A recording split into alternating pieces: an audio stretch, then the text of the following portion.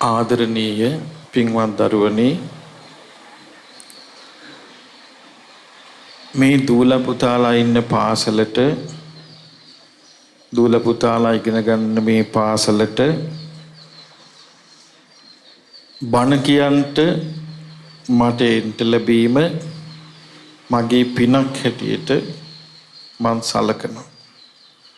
ඒ නිසා මගේ ආදරණීය දරුවන් මම මේ කියන දේ හොඳින් අහගන්න.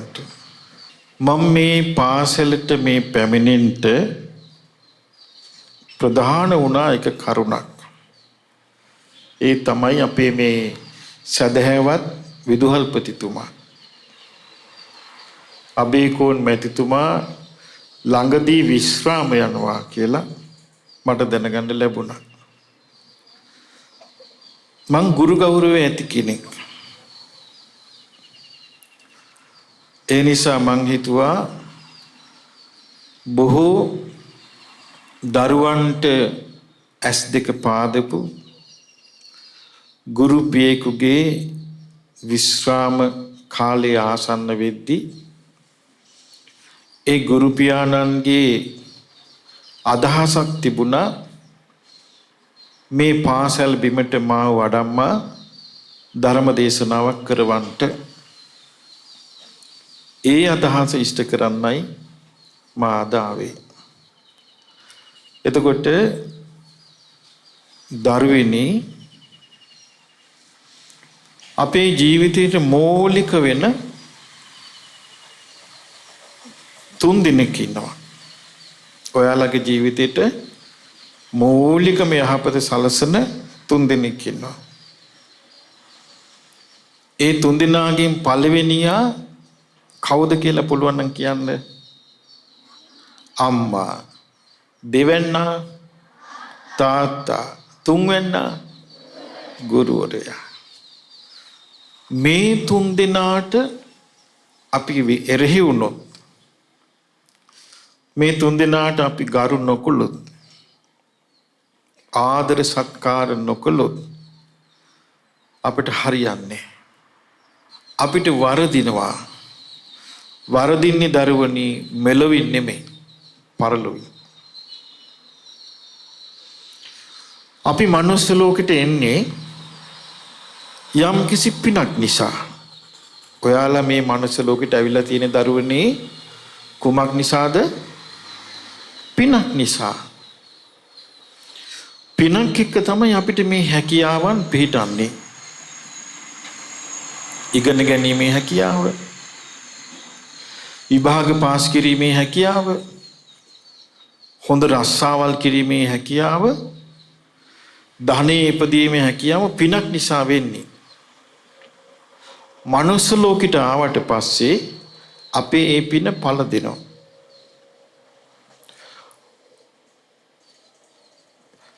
එතකොට ඔයාලා මුරණ්ඩු වෙයි. නෑ අපිට හරියන්නවනේ, අපි විභාග පාස් වෙනවනේ, අපිට ඒකනේ කරගන්න ඕන කියලා. හැබැයි ඔයාලා අතාරිනවා ගුණධර්ම.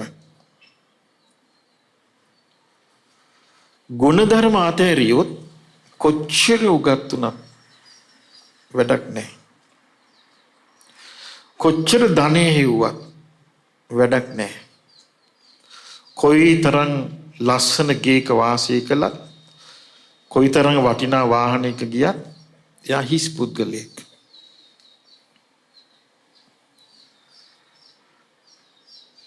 ඒ නිසා දරුවනි අපිට ගොඩාක් උපකාරී වෙනවා අම්මා තාත්තට ගරු කිරීම, කීකරු වීම, ගුරුවරයාට ගරු කිරීම, කීකරු වීම. ඔයාලා දන්නේ තාම මේ දරුවෝ පුංචි අය දැන් කොටසක් උසස් පෙළ සමත් වෙලා සරසවි වරන් ලබාගෙන යුනිවර්සිටි යනවා. යුනිවර්සිටියේ ගුරුවරුන්ට ගරු කිරීමක් නැහැ. ගුරු ගෞරවයෙන් නසාගෙන තමයි ඉගෙන ගන්නෙ.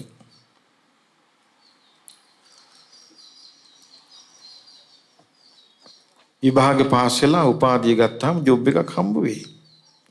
හැබැයි ගුරු ගෞරවය නැසූ ශිෂ්‍යෙක් ගුරුන්ට ගැරහු ශිෂ්‍යෙක් තමයි මේ ජොබ් එක කරන්නේ. එයා ඒ ජීවිතේ කාලා බිලා ඉඳී. හැබැයි මරණයෙන් පස්සේ පහත් තැනක උපදිනවා. අපි මේ ආත්මේ උපන්නේ යම්සේද ආයමත් ඒ විදිහට උපදිනවා. මෙතන ඉන්න මේ අපි හැමෝම පිරිනුවම් පාන්නේ සංසාරේ යන අය. එතකොට දරුවනේ අපි මේ සංසාරේ යන අය කියන හැඟීම සරසවි ජීවිතයේදී නැති කළා දානවා ලාමක දේශපාලන මත විසින්. ඊට පස්සේ මෙලොවක් පරලොවක් පිළිගන්නේ නැති තුච්ච පුද්ගලයෙක් බිහි වෙනවා. ඒ ගොඩට වැටෙන්නේ නැති වෙන්න මේ පාසල් ගමනේදී හොඳ පදනමක් දාගන්නයි මම මේවා කියන්නේ ඔයාලට තියෙන ආදරයට. මොකද දරුවනේ ඔයාලා පුංචි කාලේ ඉස්කෝලේ ගියා. දෙමාපිය ගොඩාක් උගන්වන්න මහන්සි ගත්තා. හැබැයි ධර්මයේ නෙමෙයි සාමාන්‍ය ජීවිතය ගැන. අපි එහෙම නෙමෙයි අපි ගේ ජීවිතය අත්හැරලා ධර්මයේ ඉගෙන ගන්න මහන්සි වෙච්ච අය. ඉතින් අපි වාසනාවක් අපිට ලැබුණා ධර්මයේ කියවන්න. අපිට ගොඩාක් ලැබුණා ඒ ධර්මයේ කියවන්න. ඒ නිසා අපි ජීවිතය ගැන ගොඩාක් ඉගෙන ගත්තා. එතකොට දරුවනේ මම අද ඔයාලට ඉස්ලාම කියා දෙන්නම් පුංචි කතාවක්. මේ කතාවේ අපිට හිතන්න ගොඩක් දේවල් තියෙනවා. අපේ බුදුරජාණන් වහන්සේගේ කාලේ සවැත් නුවර හිටපු තරුණයෙක් සවැත් නුවර ජේතවනාරාමයට ගිහිල්ලා බුදුරජාණන් වහන්සේ ළඟ පැවිදි වුණා. පැවිදි වෙලා ටික කාලයකදී මේ තරුණයාට දැන් පැවිදි වෙලා මේ ස්වාමින් වහන්සේට ලොකු බාධාවක් තියෙනවා. මොකද්ද බාධාව? කේන්ති යනවා. පොඩ්ඩක් එහා මෙහා වෙනකොට කේන්ති යනවා. තරහ ගන්නවා. සීලවන්ත කෙනෙක්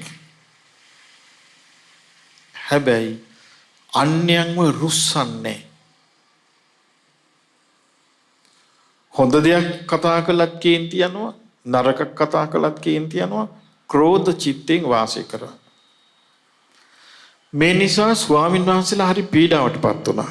පීඩාවටපත් වෙච්ච ස්වාමීන් වහන්සේලා භාග්‍යතුන් වහන්සේ ළඟට ගිහිල්ලා පැමිණිලි කළා. ස්වාමීනි භාග්‍යවතුන් වහන්සේ අසවල් භික්ෂුව හරි නපුරුයි.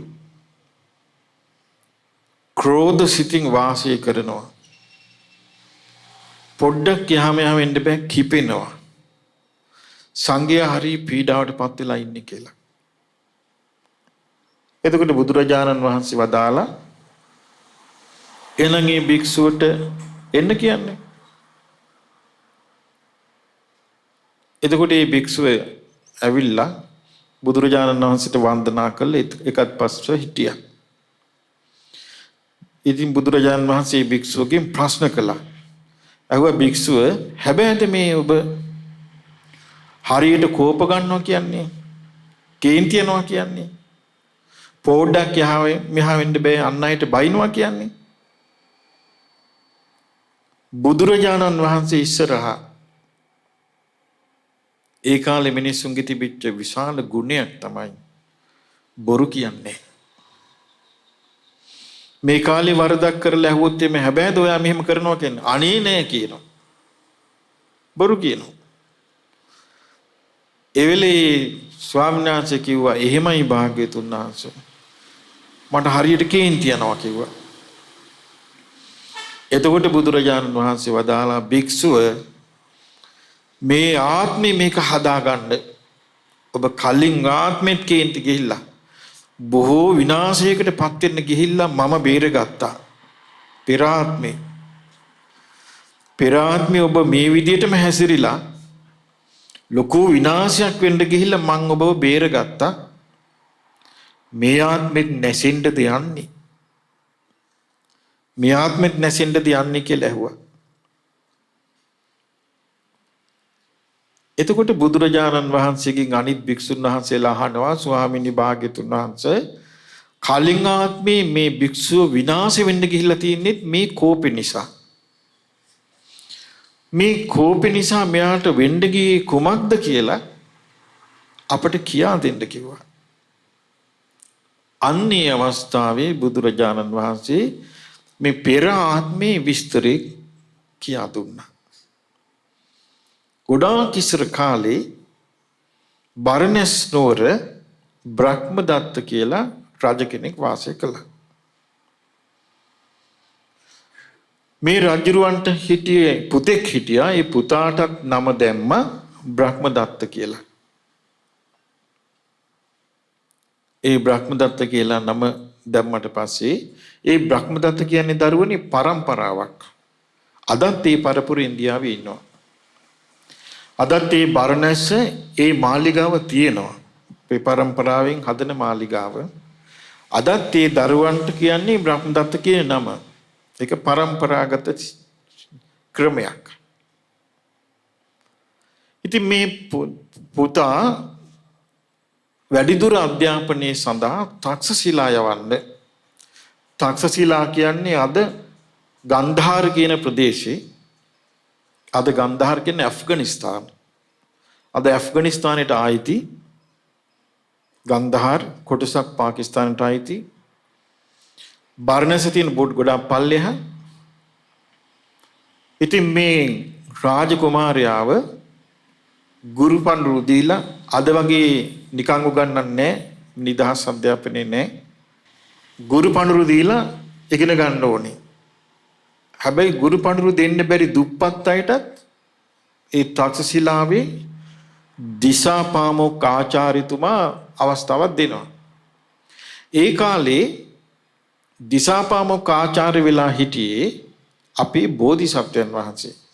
ඒ කිව්වේ අපේ බුදුරජාණන් වහන්සේ බුදුබව පතන කාලේ දිසාපාමොක් ආචාර්ය වෙලා හිටියා. ඒ දිසාපාමොක් ආචාර්ය කියන්නේ ඒ ශිල්ප ශාස්ත්‍ර විද්‍යාලයේ විදුහල්පති. දිසාපාමොක්. පාමොක් කියන්නේ ප්‍රමුඛ. දිසා කියන්නේ හැම දිසාවට. හැම දිසාවට ප්‍රධාන වෙච්ච ආචාර්යතුමාට තමයි දිසාපාමොක් කියන්නේ. ඒක ටයිටල් එකක්. දිසාපාමොක් කෙනෙක් වුණාම ඒ දිසාපාමොක් ආචාර්ය පාදයන් ගාවට තමයි ඈත ඉඳලා රජවරුන්ගේ සිටුවරුන්ගේ දරුවෝ ඉගෙන ගන්න ඉන්නේ. එච්චරට මේ ආචාර්ය පාදයන් දක්ෂයි.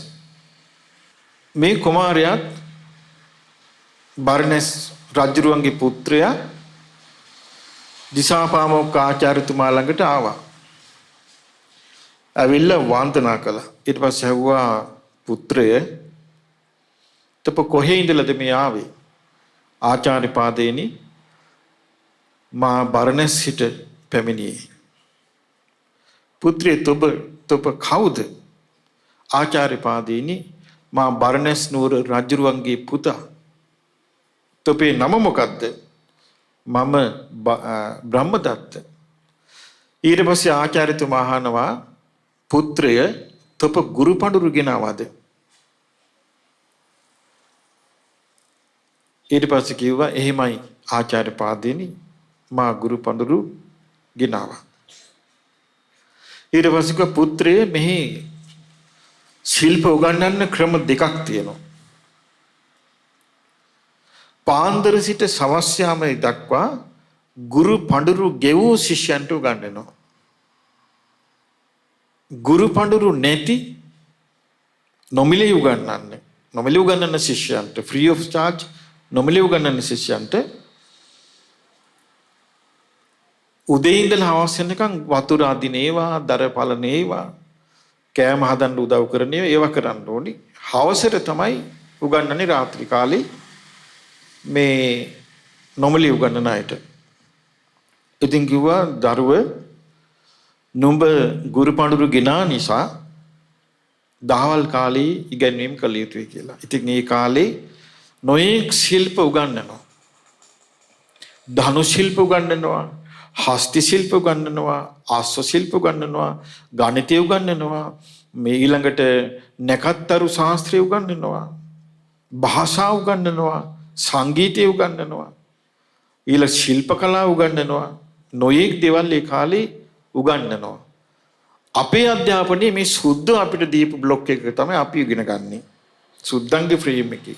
සුද්ධ මේ පාසල් රටාව හැදුවේ ආණ්ඩුවේ රස්සාවල් වලට ක්ලාක්ලා ගන්න. ඉතින් ඒ ක්‍රමේ ආණ්ඩුව වලින් මාරුණාට ලොකුවට වෙනස් වුණේ නැහැ.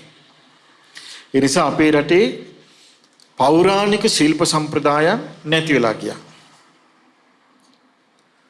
දැන් බලන්න හිතලා ඒ අනුරාධපුර යුගයේ රුවන්වැලි සෑය වගේ රුවන්වැලි සෑයේ එක රජ කෙනෙකුට හිතුණා උඩ ඉඳලා සුවඳ පැනින් නාවන්න නැවුවනේ. තව රජ කෙනෙකුට හිතුණා මුළු රුවන්වැලි සෑයෙම පිච්චමල් වලින් සරසන්න. ඒකට රුවන්වැලි මුළු සෑයෙම සඳුන් කල්ක අතුරලා පිච්චමල් එකක් ගානේ සරසලා ගියා. අපිට අද හිතා ගන්න බෑ නේවා. තව රජ කෙනෙකුට හිතුණා රුවන්වැලි සෑයට මුතු වලින් ලස්සන මුතු දැලක් පලන්දන්න. මුතු මදි වෙලා මුතු ගෙනල්ලා තියනවා රෝමෙන්. එක රජ කෙනෙක්. බලන්න මේ කාලේ රජවරුන්ගේ තිබිච්ච ශ්‍රද්ධාව, මිනිසුන්ගේ තිබිච්ච ශ්‍රද්ධාව අද හිතා ගන්න බෑනේ. ඒ ශිල්ප ඥානය අද මුකුත් නැහැ. අද ඉතින් අමාරුවෙන් විභාගي පාස් කර ගන්නවා. ඔය අතරේ එක එක දේවල් වලට පෙළඹෙනවා. මට ආරංචියක් ඇවිල්ලා තියෙනවා විශේෂයෙන්ම පාසල් වල ගුරු පියවරු ගුරු මව්වරු තමයි අපිට ඇඬු කඳුලෙන් කියන්නේ අනේ අපේ පාසලේ දරුවෝ මත්ද්‍රව්‍ය වලට ඇබ්බැහි වෙගෙන යනවා. අනේ බේර ගන්න බෑ කියලා තමන්ගේ කුසේ උපන්න දරුවන්ට තියෙන සෙනෙහ වගේ ගුරු මව්වරු මා ඉස්සරහා අඬලා තියෙනවා. ඇවිල්ලා අපිට හරි දුකයි මේ පාසලේ දරුවන්වම අපිට රැක ගන්න බෑ කියලා යම් යම් පාසල් ගැන. දැන් බලන්න කියන්න කලදසාව. ඉතින් දරුවනි දැන් අර ශිෂ්‍යයා රජකුමාරයා ශිල්ප පුරුදු කරගෙන යනවා. දැන් එයාලට නාන්න තියෙන්නේ ගඟකට ගිහිල්ලා. ගඟට යනවා නාන්න.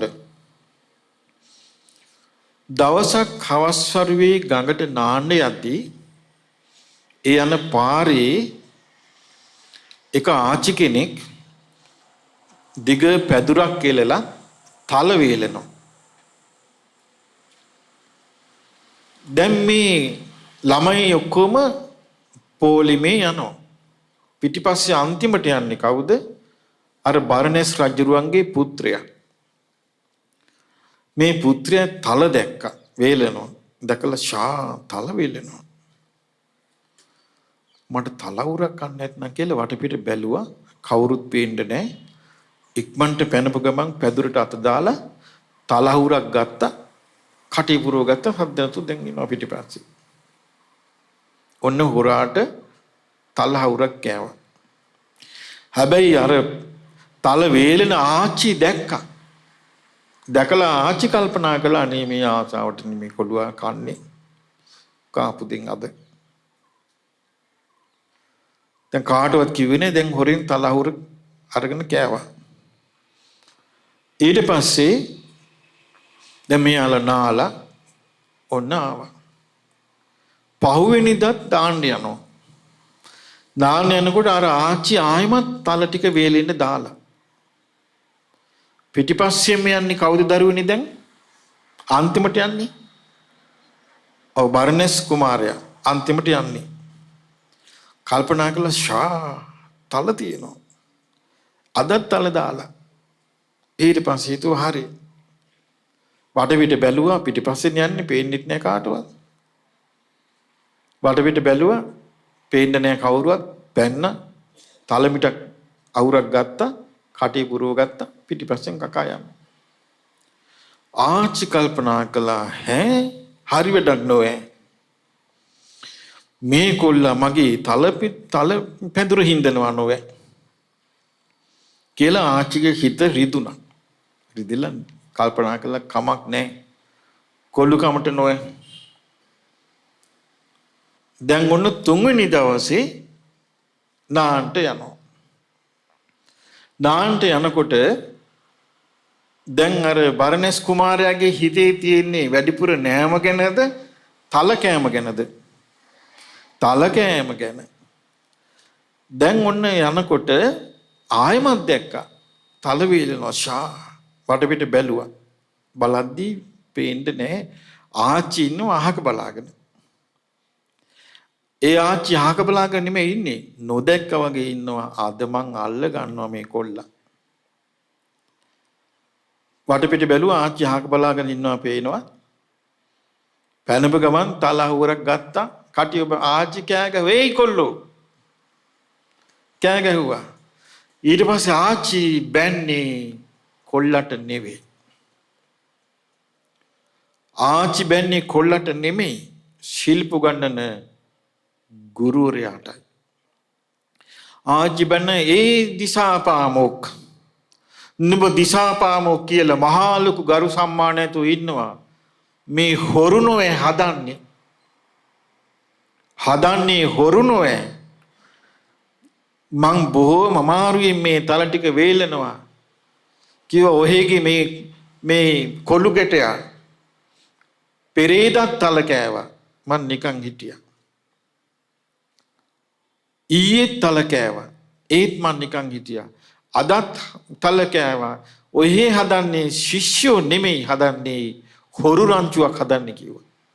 නින්දා ලැබුවේ ශිෂ්‍යාද ගුරුවරයාද? ගුරුවරයා. හැබැයි ගුරුවරයා දැනගෙන හිටියද ඒක? නෑ. පිටිපස්සෙන් ඇවිල්ලා පිටිපස්සෙන් මෙන්න කොල්ල මේක කරන්නේ. ගුරුවරයා දුවගෙන ආච්චි ළඟට ආච්චි අයියයි මොකද කියලා. කොහොම මේ දැන් ඔහි දිසාපාමොක් මහා ලොකු ගුරුවරයා මේ බලන්න ශිෂ්‍යයෝ හදලා තියෙන විදිය. ශිෂ්‍යයන්ට හොරකම් නොකර ජීවත් වෙන හැටිවත් කියා දීලා නෑනේ. මේකුන් අනාගතේ පල් හොරු වෙයි කිව්වා. නෑ ආච්චි කලබල වෙන්න එපා. දැන් වේදම කීයක් ගියද මං ගෙවන්නම් කිව්වා. නෑ වේදම් ඕනේ නෑ. මේ කොල්ලන්ව හදන්න මුංග හොරු කරන්න එපා අනාගතේ කිව්වා. මේ කොල්ලු ගැටව ටික හදන්න හොරු කරන්න එපා කිව්වා. දිසාපාමොක් සල්ලි දෙන්න ලෑස්ති වුණා ආචාර්යතුමා. සල්ලි ගත්තේ නෑ ආච්චි. ආච්චි කිව්වා මේ අයව හදන්න දඬුවම් දීලා හදන්න කිව්වා. කිව්වා ආචාර්යතුමනි ඔබ ගුරුවරයා. ඔබ තමයි හරිමගේ පෙන්වන්නේ. දඬුවම් දෙන්න මේ කොල්ලට කිව්වා.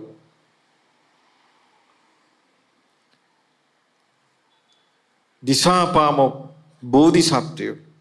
අපේ බෝධිසත්වයන් වහන්සේ. එවෙලෙම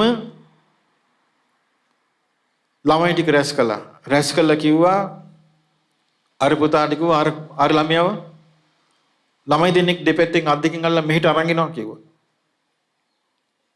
දැන් ඔන්නේ වෙන කුමාරවරු දෙන්නෙක් අල්ලගෙන එක්කන් එනවා. දැන් මෙයා කාගේ කවුද?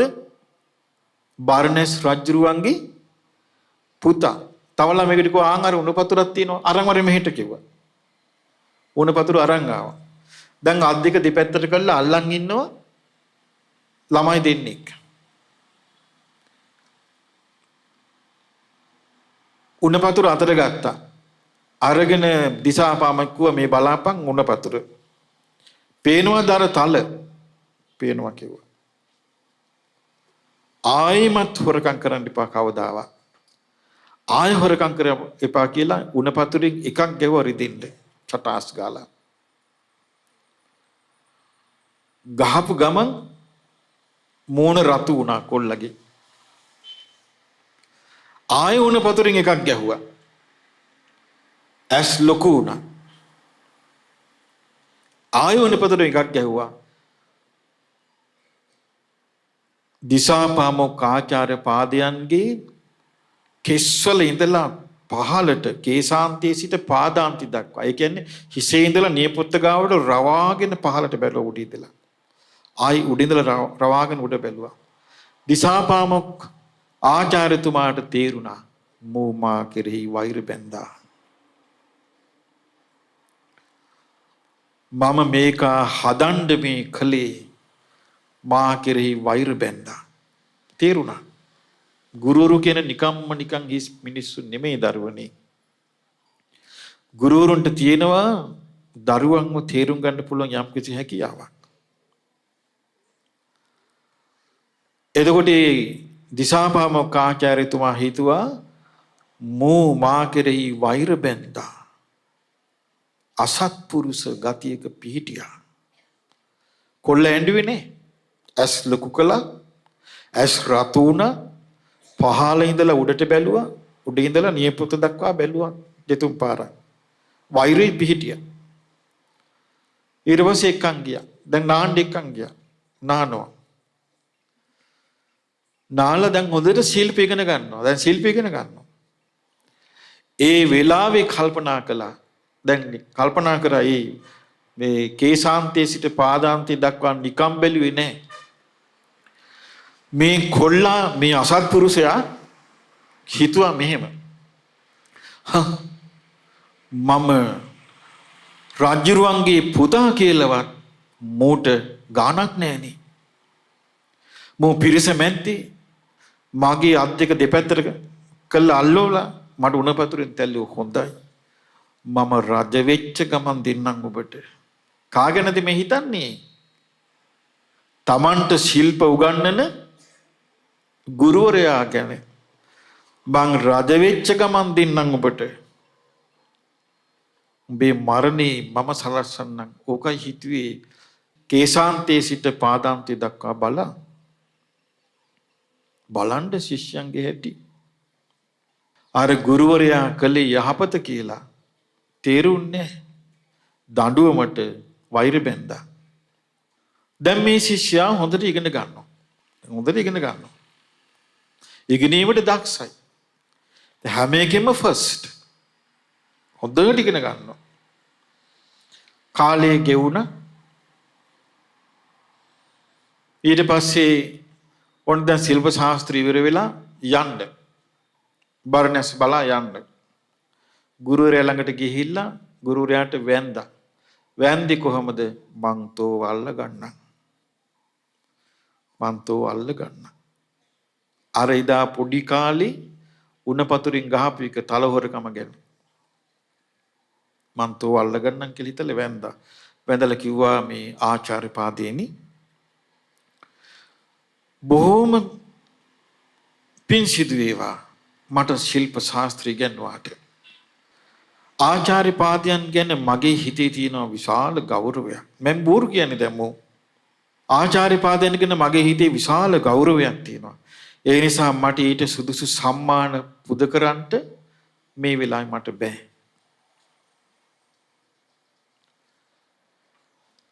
හැබැයි මම රජ වෙනවා.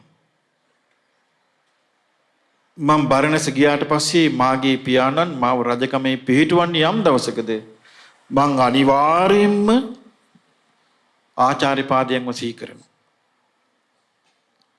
සිහි කරලා මම දූතයෙක් හත පයින්ඩයක් ගෙවන්නම්. එතකොට ආචාර්ය පාදයෝ ඉතා ඉක්මනින් බරණැස එන්න කිව්වා. මේ බරණැස එන්න කියන්නේ මොකේද දරුවනි? මරන්න. ඉතින් ආචාර්ය පැවැතුනා හොඳයි පුතේ අපි බලමු එහෙනම් අපි අනිවාර්යෙන්ම මං එනවා කියලා පිටත් කළා. දැන් බලන්න අවුරුදු ගාණක් ශිල්ප උගන්වනවා. ධනු ශිල්ප, හස්ත ශිල්ප, ආස්ස ශිල්ප, කර්මාන්ත ශිල්ප, නෘත්‍ය, ගීත, ඊළඟට ආයුර්වේදී, නැකත් ශාස්ත්‍රයේ මේ සෑම දෙයක්ම උගන්වලා. නමුත් මතක ඒවා ඉගෙන ගත්තා. නමුත් හිතේ පිහිටියේ මොකද්ද වැඩිපුර? අර දීපු දඬුවම. ඊට පස්සේ ඔන්න මේ කුමාරයා බර්ණස් රටට ගියා. රටට ගියාට පස්සේ මේ රාජ සභාව මැද්දේ රාජ අමාත්‍යවරු මැද්දේ රජුරුව කිව්වා පුත්‍රයා ඔබ ඉගෙනගත්තු එකේ ශිල්ප දක්වන්න කිව්වා. ඉතින් ශිල්ප දැක්කුවා. ශිල්ප දැක්කුවා පර්ෆෙක්ට්. ඒ ශිල්ප හරීම දක්ෂ විදිහට කළා. ඉස්තරම්. ඊට පස්සේ රජුරන්ට හරි සතුටු. රජු කිව්වා පුත්‍රයා දිසාපාමොක් ආචාර්ය පාදියෝ මෙතරම් දක්ෂ විදිහට ඔබට උගන්වලා. දිසාපාමොක් ආචාර්ය පාදියෝ පුදුමාකාර විදිහට ඔබට උගන්වලා. ඔබ මේ රාජ කීයත්වයට ඔටුනු පැලඳීමට ඒකාන්තයෙන්ම සුදුසෙක් කළා. දිසා කිව්ව පුත්‍රය අපි මේ දිසාපාමොක් ආචාර්ය පාදයන්ට දීපු පඬුරු පුද පඬුරු ගුරු පඬුරු අහක ගියේ නෑ. දිසාපාමොක් ආචාර්ය පාදයේ ඔබ මුළු දඹදිවටම අගරජ කරන්න තරම් පුරුදු කළා. ශිල්ප ශාස්ත්‍රයේ හික්මවල බොහොම හොඳයි. කිව්වා පුත්‍රේ මං ආසයි මගේ මේ වයසක කාලේ ඔබ රජ කරනවා දකින්න. ඒ නිසා මං ඔබව ඔටුනු පලන්දලා බරණැස් රජකම දෙනවා කියලා මේ රජුරෝ තමන් රජකමෙන් අයින් වෙලා අර පුත්‍රයාව බරණැස් රාජ පදවියේ පිහිටෙව්වා. රාජ පදවියේ පිහිටපු ගමන් ඔටුනු පලන්දලා සිංහාසනේ ඉන්නවා. සිංහාසනේ වාඩි වෙච්ච ගමන්ම ඔලුවට මොකද්ද?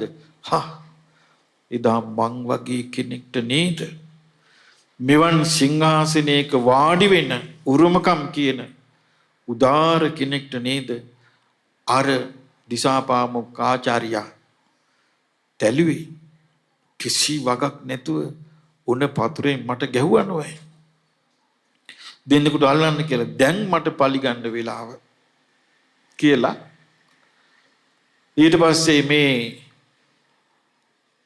රජ්ජුරු අලුත් රජා කියනවා සේවකයෙකුට කතා කරලා කියනවා එම්බා සේවකය වහා තක්ෂශිලා යන්න. තක්ෂශිලා ගිහිල්ලා මේ හසුන දිසාපාමොක් ආචාර්ය පාදයන්ට දෙන්න. ඔන්න ටික දවසකින් අශ්‍ය පිටේ රාජ දූතයෙක් එනවා. ඇවිල්ලා දිසාපාමොක් ආචාර්ය පාදයන්ට වන්දනා කළා කිව්වා ආචාර්ය පාදේනි බරණැස් රජතුමාගෙන් හසුනක්. ආචාර්ය පාදයේ හසුන අතට අරන් කියවල බැලුවා. ඒකේ තියෙන්නේ කොහොමද? බවත් ආචාර්ය පාදේනි දැන් මම බරණැස් රාජධානියේ අගරජු වෙමි. ඔබට නිසිසේ සංග්‍රහ කිරීමට මාහට අවශ්‍ය වේ ඇත. මේ හසුන ලැබුණු වහාම බරණැස් නුවරට පැමිණේවා. ආචාර්ය පාදයේ හසුන අතට ගත්තා. ඔබට නිසිසේ සංග්‍රහ කිරීමට බරණැස් නුවරට පැමිණෙනු වෙනවා. හසුන අතට ගත්තා. අල්ගෙන කල්පනා කළා මේ කාන්ති මේ අසත්පුරුෂයා මා කෙරෙහි වෛර බැඳගෙන බලන්නේ ගුරුවරයාගේ තියෙන ඥානවන්තකම. ඒ ගුරුවරයාගේ තියෙන තීක්ෂණ බුද්ධිය ලාභ සත්කාරයට හසු නොවන බව සාමාන්‍යයෙන් දුරදක්නා නොවන නැති ගුරුවරයෙක් නම් හිතයි අනේ මේ ශිෂ්‍යයා මට මේ ගුරු උපහාර පවත්වන්න මේ ආරාධනා කරනවා කියලා. නොවන නැති ගුරුවරයෙක් නම් හිතයි.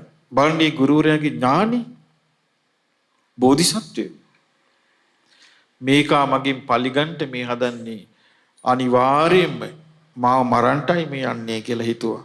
හිතලා කිව්වා ඒ දූතයාට කිව්වා රාජ දූතේ තොපයව. මා මේ කටයුතු අවසන් කොට ඉන්නෙමි. ඔන්න රාජ දූතයා පිටත් වෙලා දැනුම් දුන්නා කටයුතු අවසන් වුණා මෙන්නවා කිව්වා. කාලයගේ ඇවෑමෙන් අර පිය රජුරුවොත් මරණයටපත් වුණා. දැන් මේ බරණැස් රජුරුව රජකම කරගෙන යනවා. හැබැයි හිතේ සතුටක් නැහැ. රජ වුණාට හිතේ සතුටක් නැහැ. සතුට ලැබෙන්නේ කවද්ද? Tamanට ශිල්ප උගන්වපු ගුරුවරයාව මරපු දවසට ඔන්න බලන්න අසත්පුරුෂයාගේ හැටි. ශිල්පේ උගන්වපු ගුරුවරයා මැරූ දවසට සතුටු. දැන් ගුරුවරයා දැන් රජුරෝ දැන් මැදුම් වයසේ. ගුරුවරයා ගොඩක් මහලුයි. රජුරෝ කල්පනා කළා ආයමත් රාජ සභාවෙදී කල්පනා කළා මේ වගේ රාජකීය පුද්ගලයෙකුට මේකක් ගැහුවේ. මේ වගේ උතුම් චරිතයකට මේකක් ගැහුවේ. ඔන්න කල්පනා කරනවා.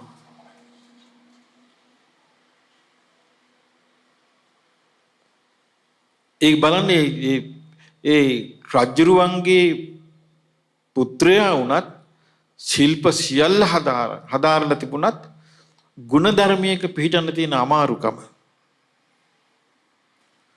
ඊට පස්සේ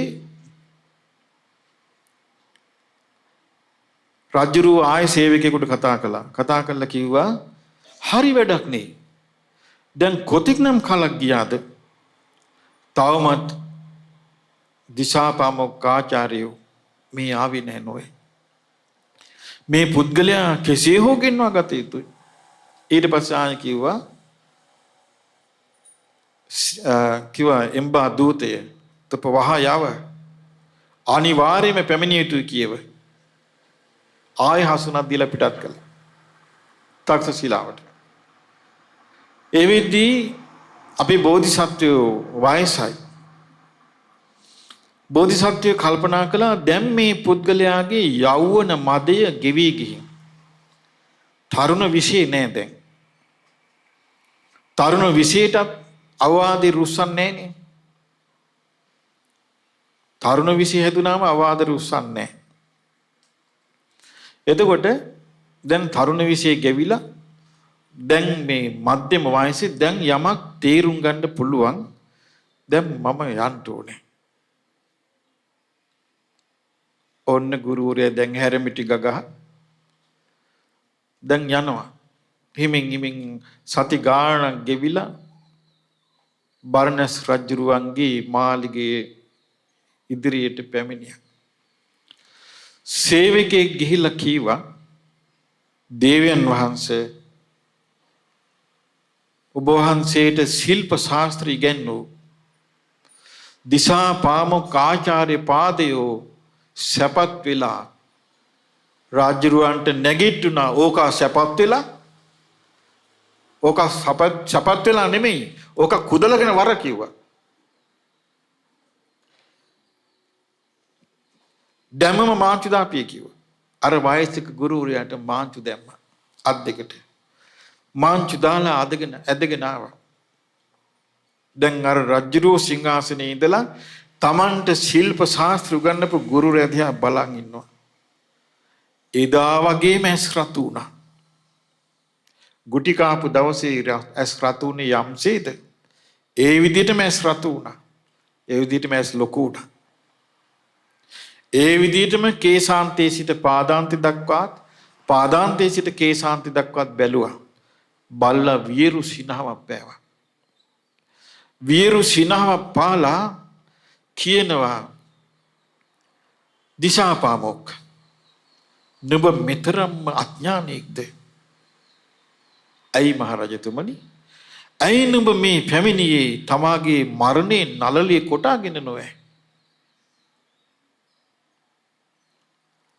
ඊට පස්සේ කිව්වා මහරජතුමනි මට වචනයක් කියන්න අවසර දෙන්න. දැන් වචන බෑ කිව්වා. දැන් වචන බෑ. දැන් තියන්නේ හිස ගසා දැමීමයි කිව්වා. දැන් හිස ගසා දාන්න යන්නේ කාවද? තමන්ට ශිල්ප උගන්වපු තමන්ගේ ගුරුවරයාගේ. දැන් තියන්නේ හිස ගසා දැමීමයි කිව්වා. ඊට පස්සේ කිව්වා මට මේ මරණයේ අභේස මාගේ මරණයට පෙර මට වචනයක් කියන්න අවසර දෙන්න කිව්වා. ඇමතිවරු කිව්වා මැදිහත් වෙලා දේවයන් වහන්සේ ආචාර්ය පාදයෝ ඊටා මහලුයි. ආචාර්ය පාදයේ දුර්වලයි. මේ ආචාර්ය පාදයන්ගේ අවසාන ඉල්ලීම ඉටු කරමු. ඊට පස්සේ කිව්වා දේවයන් වහන්සේ ඔබ වහන්සේ මේ සිංහාසනේ වැඩ ඉන්නේ එදා ඔබ වහන්සේට දීපු අවවාද නිසා. එදා තලමිට ඔබ වහන්සේ සොරෙන් අනුභව කළ වෙලාවේ මා අවවාද නොකළා නම් ඒ හොරකමින් නොනැවති තව දේවල් හොරකම් කරන්න පෙළඹෙනවා. එතනින් නොනැවති ගම් පහරන මහා සොරෙක් බවට පත් වෙන්නත් තිබුණා. එතනින් නොනැවති සොරු කණ්ඩායමක් සොර නායකෙක් වෙන්නත් තිබුණා. එවන් අවස්ථාවකට ඔබතුමා පත් වුණා නම් ඔබතුමා ප්‍රහාරයකින් මේ යන්නත් තිබුණා. එසේ වුණා නම් ඔබතුමා ඔබ වහන්සේ මෙවන් රාජකීය කර්තව්‍යයක යෙදෙන්න මෙවන් සිංහාසනයක වැඩහිඳ මේ රට පාලනය කරන්න සුදුසුකම නැතු යනවා. ඔබතුමාව ඔතනට ගේන අදහසින් තමයි මා ඉදා අවවාද කළේ කිව්වා. දැන් රජතුමනි මගේ හිස ගැස්වා දැමුවාට කම් නැත කිව්වා. ඇමතිවරු සියලු දෙනා කිව්වා දේවයන් වහන්සේ මේ ආචාර්ය පාදයෝ කියන්නේ සැබෑවක්මයි. මේ ආචාර්ය පාදයන්ගේ අදහස සත්‍යක්මයි. එදා ඔබ වහන්සේට දඬුවම් කරලා තියෙන්නේ දඬුවම් ලැබිය යුතු අවස්ථාවකමයි. ඒ නිසාමයි ඔබ වහන්සේ බේරිලා තියෙන්නේ. ඔබ වහන්සේව සුචරිතේ පිහිටවන්ට යහමඟ කැඳවා ගන්නටයි මේ ඔබ වහන්සේට මේක කළේ. ඒ නිසා ඒ දඬුවම ඔබ වහන්සේ ලැබූ ආශිර්වාදයයි. ඔබ වහන්සේගේ ආචාර්ය පාදයන් ලැබූ ඔබ වහන්සේගේ ආචාර්ය පාදයන් ඔබ වහන්සේට ලබා දුන්න ආශිර්වාදයේ ඒ දඬුවමයි. ඒ නිසා එදා සිට ඔබ වහන්සේ හොරකමක් කරලා නැහැ. එදා සිට ඔබ වහන්සේ සොරකමින් වැළකීලා. දැන් මේ බර්ණස් රාජ්‍ය මෙතරම් ශාස්ත්‍රීය වුණේ රජා සොරකම් නොකරන නිසා. රජා සොරකම් නොකරන නිසා ඇමතිවරු සොරකම් කරන්නේ නැහැ. ඇමතිවරු සොරකම් කරන්නේ නැති නිසා ලේකම්වරු සොරකම් කරන්නේ නැහැ. ලේකම්වරු සොරකම් නොකරන නිසා නිලධාරීන් සොරකම් කරන්නේ නැහැ. නිලධාරීන් සොරකම් නොකරන නිසා සාමාන්‍ය ජනයා සොරකම් කරන්නේ නැහැ. ඔබ වහන්සේව සොරකමින් වැළැක්වුවේ මේ ආචාර්ය පාදයෝ ඔබ වහන්සේගේ ඉටු දෙවියා කිව්වා. බලන්න දරුවනි දක්ෂකම ඒ රජ්ජුරු අවුරුදු ගණනාවක් සිතේ බැඳගෙන හිටපු වෛරේ ඒ සැනින් දුරු කළා. සිංහාසනෙන් නැගිට්ටා. පඩිපෙළෙන් පල්ලෙහාට දුවගෙන ආවා. ඉක්මනට මේ ආචාර්ය පාදයන්ගේ මේ මාංචු ලෙහපන් කිව්වා. මාංචු ලෙහුවා. ආචාර්ය පාදයන් ඉදිරියේ දනනමා වන්දනා කළා. හිස ඒ ආචාර්ය පාදයන්ගේ දෙපා මත හිස තබා වන්දනා කළා. වන්දනා කළා කියනවා ආචාර්ය පාදේනි මට සමා වෙන්න. ආචාර්ය පාදේනි මට සමා වෙන්න. යම් මේ සිංහාසනේ වැඩ ඉන්න ඕනේ ඔබ වහන්සේ. මේ සිංහාසනේ වැඩ ඉන්න ඔබ වහන්සේ කියලා එක්කගෙන ආවක. නෑ රජතුමනි. මා සිංහාසනේ වැඩ ඉන්න පැමිණියා නෙමෙයි. මා කලේ ශිෂ්‍යයාට යහපත සැලසීමයි. සිසු දරුවා කෙරෙහි මා ගුරුවරයාගේ ආදරයේ බඳුය. ඊට පස්සේ ආචාර්ය පාදිනේ එහෙනම් අනේ මේ බර්ණස් නුවර දමා යන්න එපා. ඔබ වහන්සේට මම මෙහි අග්‍ර පුරෝහිත পদවිය දෙනවා. ඇමති මණ්ඩලයේ සාදුනාද පැවැත්තුවා.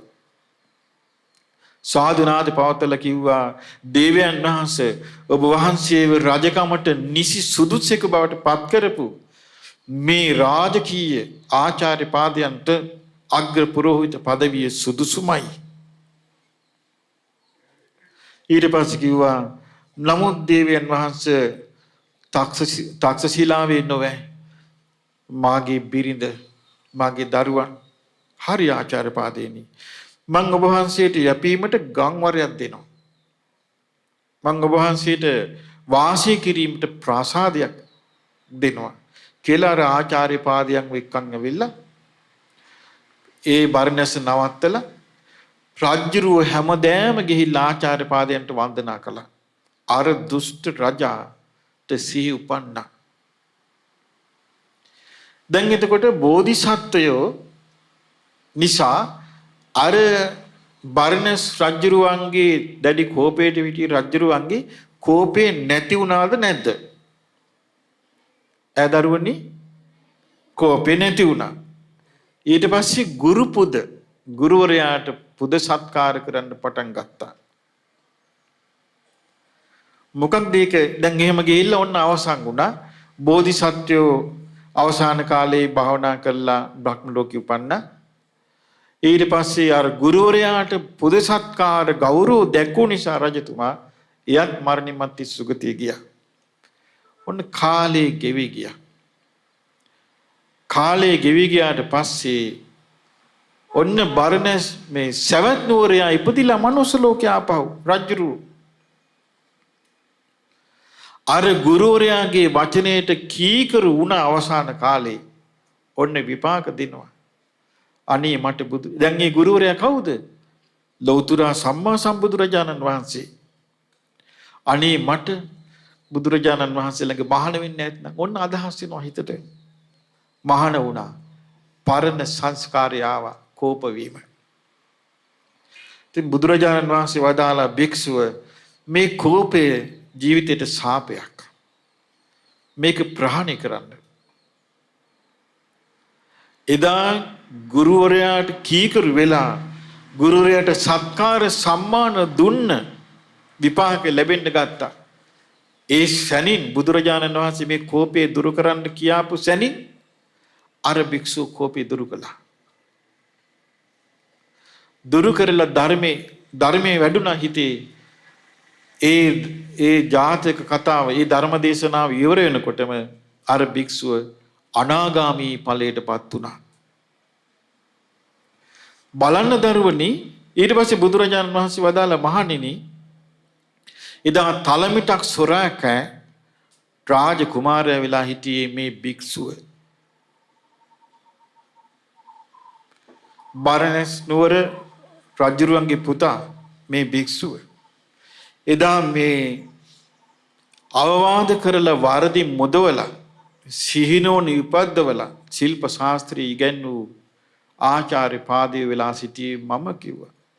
බුදුරජාණන් වහන්සේ ඒ ජාතක කතාව දේශනා කළා. දරුවනේ කතාවේ නම මතක තියාගන්න. තිලමුට්ටි ජාතකේ. තලමිට තිලමුට්ටි ජාතකේ මේ ජාතක කතාව ඔයගොල්ලන්ට ඉගෙන ගන්න ගොඩාක් දේවල් තියෙනවා. දැන් දැක්කද කෝපය සසරට ගියා. ඒ වගේම ගුරු අවවාදයට කීකරු වීමෙන් තමයි කෝපේ දුරු කරන්න වාසනාව ලැබුවේ.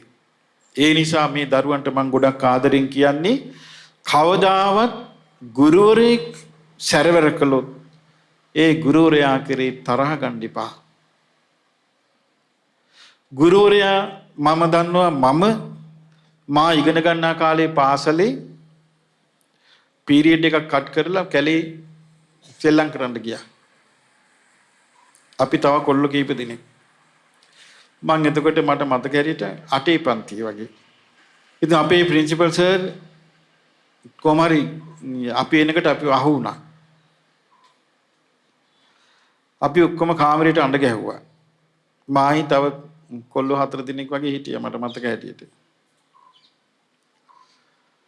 මම මේ සිද්ධිය කියන්නේ මීට අවුරුදු 45කට 50කට කලින්.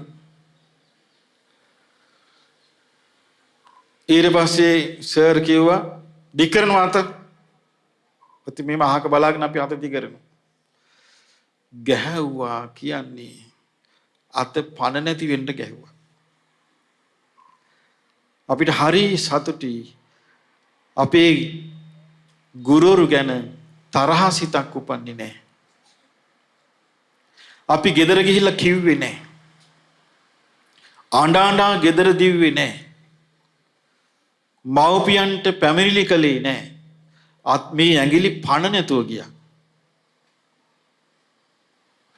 ලොකු ඒ වෙලාව තියාගෙන තමයි අපි කියන්නේ ලොකු සර් කියලා ඒ කාලේ. මේ වෙලාව තියාගෙන තමයි හැමතැනම යන්නේ. යනකටම අපි බය වෙලා ඉන්නේ. එදා ඒ ගහපු ගැහිල්ල ඉදන් පස්සේ මම තව කවදාවත් පීරියඩ් කට් කළේ නෑ. ඉදන් පස්සේ කවදාවත් මම මේ නිකන් කැලෑවකව සෙල්ලම් කරන්න ගිහිල්ලා නෑ. පාසල් පීරියඩ් කාලේ හොරෙන් පැනලා නෑ. එතකොට දරුවනි මගේ ගුරුවරයා යහපතක්ද මට කළේ අයහපතක්ද? ඒ යහපත මම එදා බැරි වෙලාවත් ගෙදර ගිහිල්ලා අම්මට කිව්වා නම් අඬාගෙන අම්මේ මගේ හත පණ නෑ මට ඇඟිලි වලට මොකද්ද වුණා?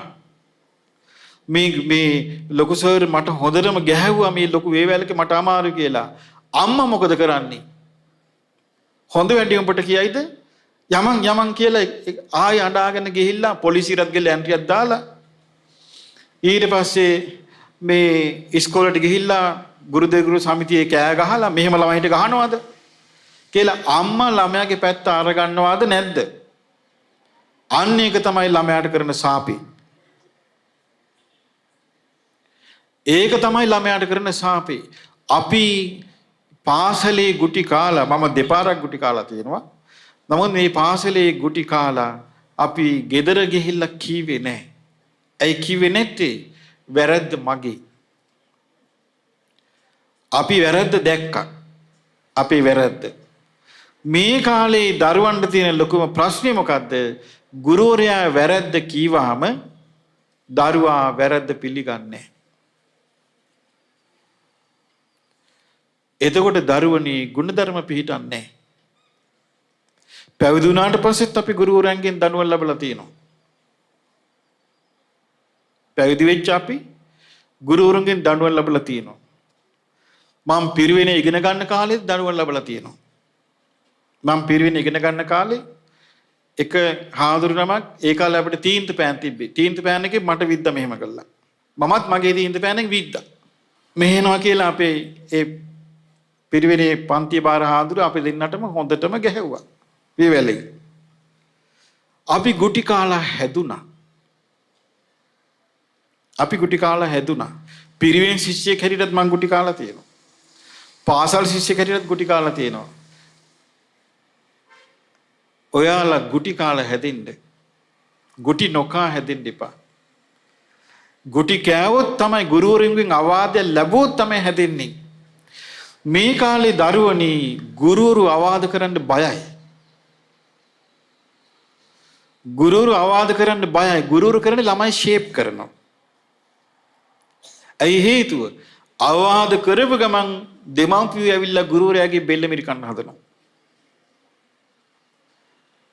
ඇයි අම්මා අඬාගෙන අම්මා මෙහෙම කළා අපිට විතරක් මෙහෙම කළා තව ළමයි ඉන්නවා ඒගොල්ලන්ට එහෙම නැහැ කියලා කියපු ගමන් අම්මලා කිපිලා ඇවිස්සලා එනවා.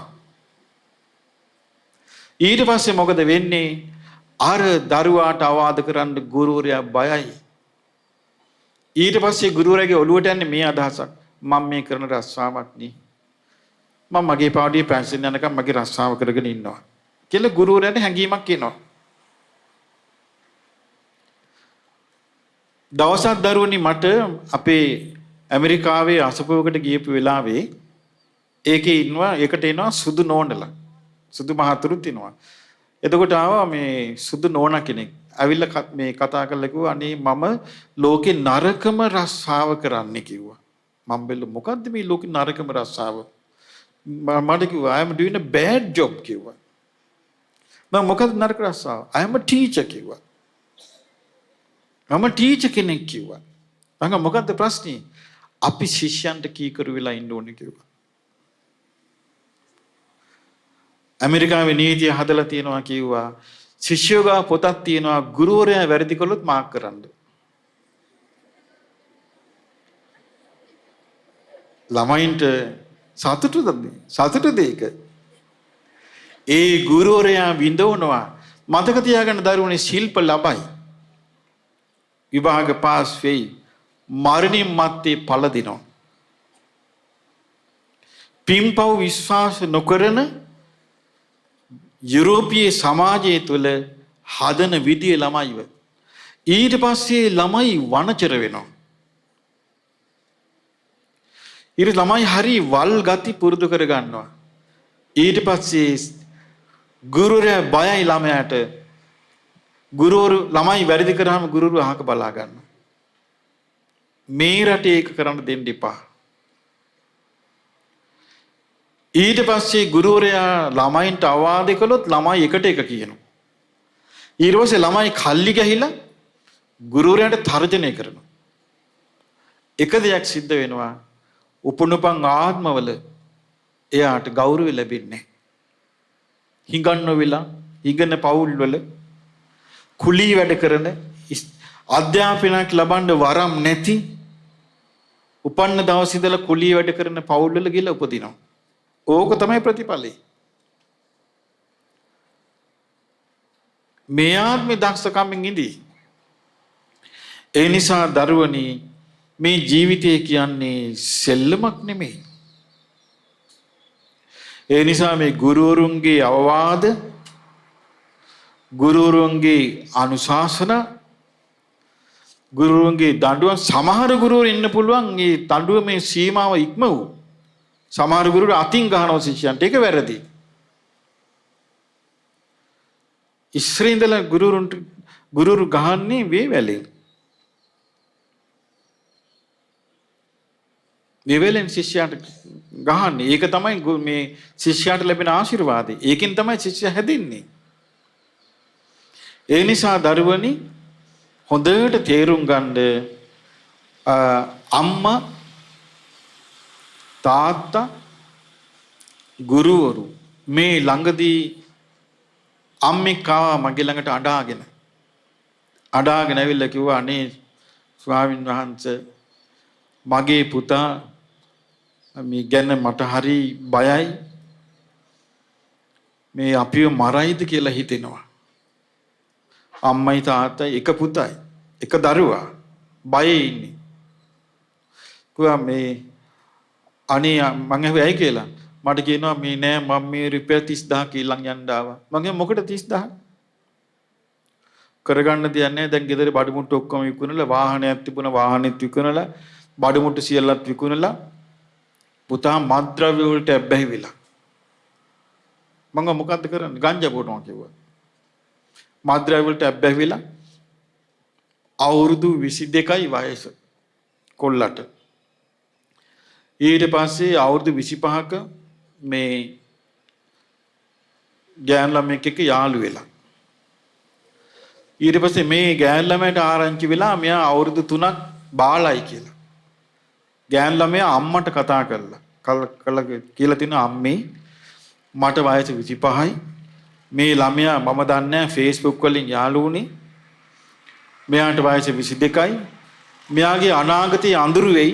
මම කැමති නෑ මේ සම්බන්ධෙට. අනේ අම්මා මෙයාව බේරගන්න මෙයාට පොඩ්ඩක් රස්සාවක් කරන්න උගන්වන්න මේ දැම්ම කසාදවලුවට දාන්න එපා. මොකද මට තේරෙනවා මෙයා මේ යන ගමන සාර්ථක නෑ කියලා. අර යාළු වෙච්ච ගෑනු ළමයා අම්මට කෝල් කරලා කිව්වා. අම්මට කෝල් කරලා කිව්වා අම්මේ මෙයා හොඳ නෑ. මෙයා මේ ගන්න තීරණ හොඳ නෑ. මෙයාට ජීවිත අත්දැකීම් නෑ කියලා. බලන්න මේ ගෑනු ළමයා කොච්චර දුර බලලාද. Facebook වලින් කතා කරාට පස්සේ කලබල වුණේ නැහැ. ඊට පස්සේ මේ කොල්ලා මොකද කළේ? දේවාලයකට ගිහිල්ලා. දේවාලෙන් කියලා තියෙනවා මෙහෙමයි මට 15000ක් දෙන්න. ඒතන ඉන්න කපුනෝනා කිව්වලු මේ 15000ක් දෙන්න යන්ත්‍රයක් දාලා මේ කෙල්ල ගෙනලා දෙන්නම් කියලා. ඊට පස්සේ යන්ත්‍රය දෙතකොට ඒ ණය වෙලා 15000ක් යන්ත්‍රය දාගෙන. දැන් මේකට දේවාලෙන් හොඳට අන්දලා. දේවාලේ කියලා තියෙනවා තව සතියකින් කෙල්ල ඒවි.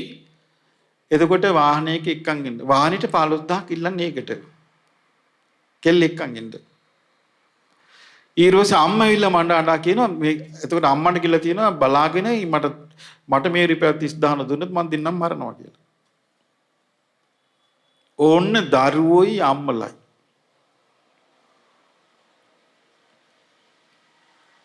අම්මා අඬාගෙන මං ඇහුවා අම්මගෙන් දැන් දවල් 2ට විතර ආවේ. මං ඇහුවා අම්මා දවල්ට කෑවද? දැන් බිම්බලන් ඉන්නවා. මං අම්මා කෑවද? අනේ හාමුදුරනේ උදේටත් නෑ කිව්වා. උදේ කාලත් නෑ දවල් කාලත් නැහැ. මං කිව්වා ඊරේ අනේ හඳුරන්නේ ඊරේ කෑවිත් නැහැ කිව්වා. බලන්න මේකුන් දරුවෝ නෙමෙයි වදකයෝ. ඊරෝසේ මං කිව්වා ඉක්මනට ඒ අම්මට කන්න ටිකක් දෙන්න කියලා ඉක්මනට කුස්සියට යවලා අම්මට කෑම ටිකක් දුන්නා. කෑම ටික දීලා මං ඇහුවා අම්මේ බස් එක යන්න සල්ලි අනේ හාඳුනේ හමාරුවෙන් මම මේ ආවේ කිව්වා. මං ඊට පස්සේ අම්මට දුන්නා අම්මා මේ රුපියල් 1000 තියාගන්න. තියාගෙන මේ කොල්ලට පොඩ්ඩක් එන්න කියන්න බලන්න කියලා. ඊට පස්සේ යාළුවෙකුගේ මාර්ගේ යාළුවෝ කීප දෙනෙක් මේ කොල්ලව හොඳ මාර්ගයට ගන්න මහන්සි ගන්නවා. යාළුවෝ කීප දෙනෙක් රවට්ටන් එක්කන් ආ. මං කිව්වා කෝ බලන්න මේ යන්ත්‍රේ දැන් 15000 ණය වෙලා යන්ත්‍රේ දාලානේ. යන්ත්‍රේ පේනවා නිකන් අර කළු නූලක ඉල්ලපු නිකන් මේ චූටි බෙරයක් වගේ එකක්. ඊට පස්සේ මං කෝක දෙන්න කියලා අරගෙන මම බිමින් තියලා මං කිව්වා මේ පිරිත් නූල දාන්න කියලා අඟුලිමාල පිරිතෙන් පිරිත් කරපු පිරිත් නූල දැම්මා. මේ කොල්ලා වෛර බැඳන්නේ. මගේ යන්ත්‍රේ බල බින්ද බිම තියලා කියලා. ඊට පස්සේ එළියට ගිහිල්ලා මටත් බැන අම්මයි තාත්තට කියලා තිනවා මේ මෙතනට එක්කන්ගේ තොපි දෙන්න ඉතුරු කරන්නේ. ඊට පස්සේ ළමයි මට කතා කරලා ආය පුතෙක් දුවගෙන ආවිලකෝ අනේ හාමුදුරනේ අපි හරි බයයි. මෙයා ආනන්තරී පාප කර්මයක් කරගනිත් දන්නේ නැහැ කිව්වා. ඔන්න ළමයින්ගේ අනාගතේ ආනන්තරී පාප කර්මයක් කරගනිත් දන්නේ නැහැ කිව්වා. මං කිව්වා පුතේ කොහොම හරි බේරගන්න අම්මලා දෙන්න හංගලා තියන්න දැන් කිව්වා. එන අම්මයි තාත්තා. ඊට පස්සේ අම්මයි තාත්තේ හංගලා ඊට පස්සේ ඔහොම හරි මේ තියලා ඊට පස්සේ ආයෙ කොල්ලෙක් කියලා තියෙනවා ඔබ බයින් දෙපා මම සල්ලි දෙන්නම් මේ ආයෙ දේවාලට යන් කියලා ආයෙ සල්ලි වෙන කොල්ලේ 15000 දීලා ආයෙ දේවාලට එක්කන් ගිහලා ආයෙ අන්තරේ දාලා දැක්කද මේ හොරෙන් ෆෝන් පාවිච්චි කළා ස්මාර්ට් ෆෝන් හොරෙන් පාවිච්චි කළා Facebook හදාගෙන ඒකෙන් මේ ලව් ඇෆෙයර්ස් හදාගෙන ඊට පස්සේ මේ ගියපු දුර අන්තිමට අම්මා තාත්තා කෙරෙහි වෛරය පිහිටවා ගත්තා. අනික තමයි ඒ වගේ හිස් පුද්ගලයෙකුට පෞල් ජීවිතයක් ගෙවන්න පුළුවන් වෙයිද? මව්පියන්ට නොසලකන, මව්පියන්ට දඬුවම් කරන, gedara සියලු දේපල වස්තුව විනාශ කරන, මව්පියන්ට ඛණ්ඩ වේලක් දෙන්නේ නැති අම්මේ කෑවද තාත්තේ කෑවද කියලා ආදරෙන් අහන්නේ නැති අසත්පුරුෂ කොල්ලෙක් නේ. එතකොට බලන්න මේ ළමයා ඉගෙනගත්තු පාසල් අධ්‍යාපනයේ ඒ ළමයාට කිසිම පිහිටක් ලැබිලා නැහැ නේ. ඇයි මේ හේතුව? ඒ පාසල් අධ්‍යාපනය තුල ඒ උගන්වන ධර්මයේ ළමයා අරගෙන නැහැ. ඒ නිසා දරුවනේ මතක තියාගන්න මේ හැමදේම මේ ඉස්කෝලේ ඉන්නේ නැහැ. සාමාන්‍ය පෙළ කළා උසස් පෙළ කරාට පස්සේ කොටසක් හැලෙනවා. ඊට පස්සේ ආයෙ රසාවල් වලට දුවනවා. පොඩි පිරිසක් යනවා විශ්වවිද්‍යාලේ. ළමයින්ගෙන් කොටස සමාජයට හමුදාවට යයි. ඊළඟට ගෑන් ළමයිගේ ආයෙ පොඩි පිට රසාවල් කරයි. ඊට පස්සේ මොන හරි කසාද අටවා ගනි. ඊට පස්සේ තමන්ගේ ජීවිතේ ಗುಣධර්ම නැත්තම් පටන්ගත්තු තැන ඉඳලා ප්‍රශ්න ජීවිතේ පටන්ගත්තු තැන ඉඳලා ප්‍රශ්න එහෙම නොවෙන්න නම් දරුවනි අවවාද ලැබීමට ආශා කරන්න අනුශාසනා ලැබීමට ආශා කරන්න උපදෙස් ලැබීමට ආශා කරන්න මොකද හේතුව දරුවන්ට ඒ තරම් අවවාද අනුශාසනාවල වාසනාව මම කියන්නම් ඒ වගේ අවවාද අනුශාසනාවල වාසනාවක් ගැන මගේ ළඟට ආවා අවුරුදු 18ක දුවක්. අම්මා තාත්තා ටිකක් දුප්පත්. ඒ දුවයි පුතා ඉන්නේ. ඉතින් අම්මා තාත්තගේ එකම අරමුණ ඒ කාලේ වෙනකොට තාත්තට රසාවකුත් නැහැ. තාත්තා බොහෝම අමාරුවෙන් මේ ජීවිතේ ගැට ගහන්නේ. ඊට පස්සේ ඒ තාත්තා පොඩි බේකරි කෑම හදලා පොඩ එහිමෙන් විකුණලා යාන්තම් ජීවත් වෙන්නේ. කොහොම හරි දැන් ළමයට උගන්න ගන්න. ඔය අතරේ ළමයාට මේ ගෙදර තියෙන මේ පීඩනයත් එක්ක එපා වුණා. දුවට. එපා වෙලා මගේ ළඟට ඇවිල්ලා කිව්වා අම්මා තාත්තා එක්කන් ආවා. එක්කන් ඇවිල්ලා කිව්වා මේ අනේ මේ දුව මහාන වෙන්න ඕන කියනවා. මං කිව්වා ඇයි පුතේ මහාන වෙන්නේ? නෑ මට අමාරුයි මේක කරන්න. මං කිව්වා දැන් බලන්න පුතේ අම්මා තාත්තාත් හොඳටම දුකසේනි කාලේ ගෙවන්නේ. ඒගොල්ලන්ටත් අමාරුනේ. ඒ නිසා මං දුවගෙන් ඇහුවා දුවට පුළුවන්ද මගේ වචනේ පිළිපදින්න? එහෙමයි පුළුවන් කිව්වා. මං කිව්වේ නම් දුව පැවිදි වෙන්න එපා මේ වෙලාවේ. මං දුව මොනවද කරන්නේ? කරන්නේ මං බයෝ කරන්නේ උසස් පෙළ කිව්වා. මං කිව්වා එහෙනම් දුව පළවෙනි පාර ෆේල් වුණා කිව්වා. මං කිව්වා හරි. එහෙනම් ඊළඟ පාර ඔයා කරන්න පාස් වෙන්න මං ආශිර්වාද කරනවා පාඩම් කරන්න හොඳට. පාඩම් කළා ඔයා මේ පවුල ගොඩ දාන්න කිව්වා. මේ දුවේ අවවාද පිළිගත්තා. අම්මා තාත්තා කිව්වේ නෑ මේ දුවගේ කැමැත්තනේ මෙයා මහාන වෙන්න ඕනේ කියනවා මම ඒකයි එක්කන් එන්නේ. මං කිව්වා නෑ පුතේ මේ වෙලාව ඔයා පුළුවන් නම් මේ ගෙදර කට්ටියට ශක්තියක් වෙන්න කිව්වා. ටියුෂන් පන්ති යවන්න දෙමාපියන්ට සල්ලි නෑ. මේ ළමයා දිවා රෑ මහන්සි වෙලා දෙවනි පාර උසස් පෙළ ලිව්වා පාස් වුණා. පාස් වෙලා කොළඹ වෛද්‍ය විද්‍යාලයට තේරුණා. ඊට පස්සේ වෛද්‍යවරියක් දැන් යා මේ රෝහලක ප්‍රධාන වෛද්‍යවරිය. තාත්තට කාර් එකක් කරන් දුන්නා. තාත්තා දැන් සුව පහසුව තමන්ගේ ගෙදර කටයුතු අම්මයි කටයුතු කරනවා. වෛද්‍යරේ බැඳ ගොඩාක් පින්කම් වලට දෙන්නම ඇවිල්ලා දානමාන දීලා සහභාගී වෙනවා. ලෙඩුන්ට හරියට උපස්ථාන කරනවා. හරි කරුණාවන්ත දුවක්. අවවාදේ කියන්නේ හරි පුදුම එකක්. අවවාදේ හරියට පිළිගත්තොත් දැන් සමහර දරුවෝ එනෝ මේ නොගැලපෙන සම්බන්ධ හදාගෙන මං කියන පුතේ දැන් කරන්න එපා. එක පුතෙක් හිටියා කොළඹ. ඒ පුතා ඕස්ට්‍රේලියාව ඉගෙන ගන්න යනවා. ඒ යද්දී දරුවාට වයස 20යි. මම පුතාට කිව්වා පුතා හොඳයි යන්න. හැබැයි මට එක පොරොන්දුවක් වෙන්න. මං කෝ දැන් ඔයා ගිහිල්ලා එනකන් ඊට පස්සේ දෙමව්පිය කියනකන් ඔයා ප්‍රේම සම්බන්ධයක් හදාගන්න ඉපා පුතේ කිව්වා. ඔන්න ගුරුවරයෙක් හැටියට මම දීපු අවවාදේ. මං කිව්වා ප්‍රේම සම්බන්ධයක් හදාගන්න ඉපා. එහිමයි කියලා ඒ ළමයා හිස නමා පිළිගත් අවවාදේ. ඕස්ට්‍රේලියාවට ගියා. අවුරුදු 5ක් අධ්‍යාපනය කරලා ලංකාවට ආවා. දැන් තාත්තගේ බිස්නස් කටයුතු පුතා කරනවා. මේ පුතා ළඟදී කියලා තියෙනවා අපේ ස්වාමීන් වහන්සේ නමක් එක්ක එදා ලොකු ස්වාමීන් වහන්සේ දීපු අවවාද නිසා මට කොතිකුත් හිතිලා තියෙනවා මට මොකක් හරි සම්බන්ධයක් හදාගන්න ඕන කියලා. එතකොට මට මතක් වෙනවා නෑ ලොකු ස්වාමීන් වහන්සේ මට කිව්වනේ මේක කරන්න එපා ඉගෙන ගන්න කියලා. මං ඉගෙන ගන්නවා. හොඳට පාස් වුණා. දැන් තාත්තගේ කටයුතු කරගෙන යනවා. මම දැන් අම්මලා තාත්තලා හොඳ තැනකින් හොයලා සම්බන්ධ කරලා දෙවි. ජීවිතේ අනාථ වෙන්නේ. ජීවිතේ විනාශ වෙන්නේ. අවවාදයට ගරු කිරීම මේ බුද්ධ ශාසනයේ සම්පූර්ණයෙන්ම තියෙන්නේ. ඕගොල්ලන්ගේ ජීවිතවල සාර්ථකත්වයක් තියෙනවා නම් ගොඩාක් ඒ සාර්ථකත්වයට මුල් වෙන්නේ අවවාදයට ගරු කිරීම.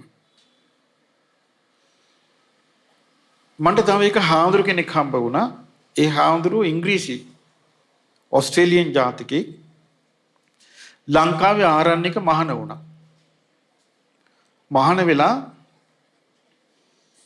මේ කොළඹ පැත්තේ කුටියක් තියෙනවා. මේ ගුරු හාමුදුරුව කියලා තියෙනවා. මේ අසවල් තැන කුටියක් තියෙනවා. ඒක ගිහිල්ලා යාට පින්ඩ පාත කරගෙන ඉන්න ඕනේ කියපු නිසා ඒ ගිහිල්ලා ඉඳලා මේ විදිහට භාවනාව කරන්න කියලා කියා දීලා. දැන් සතියක් විතර යනකොට මේ ඒ කිට්ටුවෙන් බස් පාර තියෙනවා. හැම තිස්සෙම වාහන යනවා එනවා වාහන සද්දේ. මට භාවනා කරන්න බෑ. ආයමත් පාත්‍රේ කරේ එල්ලගෙන ආයමත් මේ සුදුහාමුදුරු ආරණ්‍යට ගියා. ඒ ආරණ්‍යේ තියෙන්නේ මේ අඬාපුර පැත්තේ. ආරණ්‍යට ගිහිල්ලා ඒ ලොකු හාමුදුරු හම්බ වුණා. හම්බ වෙලා ඇයි ආවේ? අනේ මට එතන ඉන්න බෑ. ශබ්දවද්ද වැඩි. එතකොට ඒ ගුරු හාමුදුරු කියලා තිනෝ නෑ. go back. ආයෙතෙන්ට ඵලයක්. ආයෙතෙන්ම භාවනා කරපන්. මේ සුද්ධෙක් ආයමත් පාත්‍රයේ එල්ලගත්තා. ආයමත් බස් එකේ ගිහිල්ලා අතනට ගියා. නෑ මට ගුරු හාමුදුරු කිව්වනේ මෙතන ඉන්න කියලා. එතන භාවනා කරද්දී අර ශබ්දයට යන හිත මැඩගෙන භාවනාව තුළ සමාධිය දියුණු කළා. ඒ හාමුදුරු මට හම්බ වුණා. මගේ ගුරු හාමුදුරු මට ලොකු යහපතක් කළා කිව්වා. මං එදා ඒ ශබ්දයට ගැටිලා ස්ථානෙන් ගියා නම් මට ගුරුවරයන්ට අහිමි වෙනවා, මට සමාධියත් අහිමි වෙනවා කිව්වා. දැන් මට ඕන ශබ්ද බද්ධ තියෙන තැනක මට ඒක ගණන් නොගෙන භාවනා කරන්න පුළුවන් කිව්වා. බලන්න ගුරුවරයෙකුගේ අවවාදයක තියෙන වටිනාකම. අවවාද රුස්සන් නැති ශිෂ්‍යයෝ ඉන්නවා. ඒ ශිෂ්‍යය ගැන මට කරන්න දෙයක් නැහැ. අවවාද කියන හරි වටිනා එකක්. මගේ ජීවිතේ අද අපි මෙහෙම ඉන්නේ දරුවෝනේ නිකන් නෙමෙයි. අවවාද නිසා. අවවාද නිසා දවසක් දැන් අපි ඉතින් මේ කිරිබත්ගරු වුණාට ඇතුළට වෙන්න පිටිසර කුඹුරු තියෙනවා, ඇලවල් තියෙනවා. ඊළඟට අපි මේ කුඹුරු කැපිලා පායන කාලේ සරුංගල් ලැවනවා. ඒ කාලේ ක්‍රිකට් තිබුණේ නැහැ, එල්ලි ගහනවා. ඊට පස්සේ අපි ඇලේ නාන්න යනවා. ඔය අතරේ අපේ පන්තියේ හිටියා කොල්ලි. 8 පන්තිය තමයි ඒත් මං හිතන්නේ වැරද්ද මං කළේ. 8 හරි 9 හරි. මම කොල්ලා කිව්වා මෙහිමයි අපි වැවේ ගිහිල්ලා ඇලේ ගිහිල්ලා මාළු ඇල්ලුවා. ඒ මාළු තමයි රස කිව්වා. එතකොට මගේ හිතට ආව දැන් බලන්න මේ අසන දේවල් හරියට තෝරගත්තේ නැත්තම් භයානකකම මගේ හිතට එහෙනම් මාත් ගිහි මාළු අලන්න ඕනේ. මං ඉතින් ඉස්කෝලේ ඇරිලා ආවා. එළ කෑම කාලා මල්ලිට කිව්වා මල්ලි අපි වැඩක් තියෙනවා යන්ද කියලා ඇහුවා. යන් කිව්වා. මම බිලි පිටක් දෙකක් ලෑස්ති කරගෙන දැන් ඔන්න මමයි මල්ලි ගියා. ගිහිල්ලා පහළ වෙලට ගිහිල්ලා වෙලේ මාළු ඇල්ලුවා. මාළු වල මාළු ටිකක් හබරල කොලේ කොතාගෙන හවස 4ට 5ට විතර දැන් මම ගෙදර ආවා. ඇවිල්ලා මේස උඩින් තිබ්බා. මේස උඩින් තියලා පහළට ගිහිල්ලා මම අත් දෙක හොදගත්තා. ඊට පස්සේ මල්ලිගෙන් අම්මා අහලා තිනා මොනවද අර අම්මා කියලා තිනා අයියා තමයි මේ මාළු වගේ කල්ලන් ආවා කිව්වා. මම දන්නේ මොකක්වත් අම්මා අත පිටිපස්සට කරගෙන මෙහෙවරෙන් කිව්වා. මම ගියා. එදා අම්මා මට වේවැලින් තැලුවා තැලිල්ලක්. එදා අම්මා ගැහැව්වා ආවේශ වෙලා වගේ ගැහැව්වේ. ගහලා මට කිව්වා දැන් ගනින් මේක අතට. දැන් මේක අතට ගනින් කිව්වා. මං අඬා ගිහිල්ලා ගත්තා. දැන් ඵලයන් ගිහිල්ලා එතනම දාලා වරෙන් කිව්වා. අල්ලුවි උඹ මාළු ඇල්ලුවි යම් තැනකදී එතනටම මේක දාලා වරෙන් කිව්වා. ඒ වෙනතු උඹ ගෙදරින් දෙපා කිව්වා. මං අඬා ගිහිල්ලා එතනටම දාලා මේ ආය අඬා දුවගෙන ගෙදර ආවා. ඉදැන් පස්සේ මම ඇලට ගියෙත් නෑ, ඇල දිහා බැලුවෙත් නෑ. අපි නිකන් නෙමෙයි මෙතන ඉන්නේ. අවවාද නිසා. ඒ නිසා දරුවනි මේ අවවාද කියන්නේ ශ්‍රේෂ්ඨ දෙයක්. ඔබ දන්නවද බුදුරජාණන් වහන්සේගේ ගිහි කාලේ පුත්‍රයා භාග්‍යවතුන් වහන්සේ ගිහි කාලේ සිද්ධාර්ථ කුමාරයා කාලේ පුත්‍රයාගේ නම මොකද්ද? රාහුල රාජකුමාරයා. ඒ රාහුලයන් වහන්සේ වයස 7දී පැවිදි වුණා. පැවිදිලා හැමදෑම අතු ගාලා ඉවර වෙලා මිදුල අමදලා වැලිය හුරක් ගන්නවා අතට. අරන් උඩ දානවා. දාලා ආයෙ වැලිය හුර අල්ලනවා. අනේ මේ ප්‍රමාණේ අවවාද මට ලැබේවා. මේ ප්‍රමාණයේ අවවාද මට ලැබේවා කියලා වැලිය හුරක් උඩට දාලා අතින් අල්ල ගන්න. ආපහු. පොඩි රාහුලයන් වහන්සේ තමයි අවවාද ලබන්න උන් අතරේ අග්‍ර වුණේ. ඒ නිසා දරුවනි හැමදාම හිතන්න මට ජීවිතයට අවවාද ලැබේවා. මට ජීවිතයට අනුශාසනා ලැබේවා. එතකොට තමයි ගුරුවරයෙකුගේ අවශ්‍යතාවය එන්නේ. එතකොට තමයි වැඩිහිටි ඇසුරේ අවශ්‍යතාවය එන්නේ. එතකොට තමයි සත්පුරුෂයෙකුගේ අවශ්‍යතාවය එන්නේ. ආන් ඒ කෙනාට දරුවනි කෙලෙහි ගුණේ පිහිටනවාමයි. කෙලෙහි ගුණේ පිහිටපු ගමන් එයා විනාශ වෙන්නේ නැහැ. කෙලෙහි ගුණේ පිහිටන්නේ නැති සියල්ලෝ විනාශ වෙනවා. කෙලෙහි ගුණේ නොපිහිටන එක්කෙනෙක්වත් ඉතුරු වෙන්නේ නැහැ. ඔක්කොම නිරයන මරණින් මන්ති අපාගත වෙනවා. සතර අපායේ තියෙන්නේ කෙලෙහි ගුණේ නොපිහිටපු අසත්පුරුෂයන්ට උපදින්නයි. සතර අපායේ කෙලෙහි ගුණේ නොපිහිටපු අසත්පුරුෂය උපදිනවා. කෙලෙහි ගුණේ පිහිටන්නේ අවවාදයට ආශා කරන අය තුල. උපදේශ ලැබීමට ආශා කරන අය තුල. ඒ නිසා මේ දරුවෝ සියලු දෙනා හිතන්නේ මම අවවාද ලැබීමට ආශා කරමි. මොකද්ද පුතේ හිතන්න ඕනේ? මම අවවාද ලැබීමට ආශා කරමි. ඒක දිනපතා හිතන්න. කොහොමද දරුවනේ ඒක හිතන්නේ? දිනපතා හිතන්න. මොකද්ද හිතන්න ඕනේ දිනපතා? මම අවවාද ලැබීමට ආශා කරමි. අවවාද ලබන්න ආශා කරන්න. කවුරු හරි හිතනවා නම් මට අවවාද කරන්න ඕනේ කවුරුවත් මං බලා ගන්නම් කියලා එයාගේ විනාශය කැඳවා ගන්නවා. ඒකයි අවවාද ලැබීමට ආශා කරන්න. ඒ අවවාද මෙලොව පරලොව යහපත පිණිස හේතු වෙනවා සත්පුරුෂ ආශ්‍රය නිසා. ඒ නිසා සත්පුරුෂයන්ගේ අවවාද ලබන්න නම් ඊළඟට හිතන්න මම සත්පුරුෂ ඇසුරට ආශා කරමි. මොකද හිතන්න ඕනේ? එහෙනම් මම මේ දරුවන්ට අපේ පින්වත් විදුහල්පතිතුමාගේ ගුරු සේවයට ගරු කිරීමක් හැටියට පැමිණිලා මේ ධර්මයේ පවත්වන මේ දරුවන්ට ලැබුණු තෑගි දෙක තමයි අවවාදයට ආශා කිරීමත් සත්පුරුෂ ඇසුරට ආශා කිරීමත් කියන දෙක ලබා ගන්න. ඒක තමයි මේ දරුවන්ට ලැබෙන තෑග්ග. දරුවනේ එහෙනම් මම මේ කියන ටික කියවන්නකෝ. මං කිව්වම කියන්නේ වැඳ ගන්නකෝ. වැඳගෙන කියන්නේ බුදුරුවනට වඩා උතුම්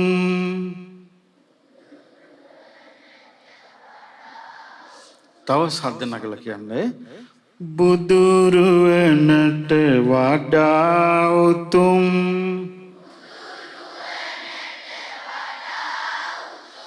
කෙනෙක් මට නැතේ බුදු බණටත් වඩා උතුම් දෙයක් මට නැතේ බුදු පිරිසට වඩා උතුම්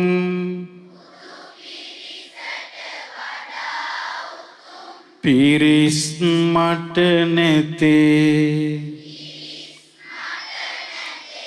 තුනුරුවනට වඩා උතුම්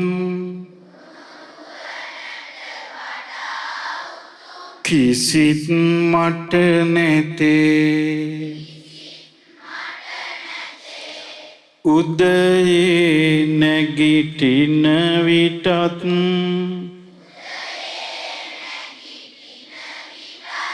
නින්දට මා යන විටත්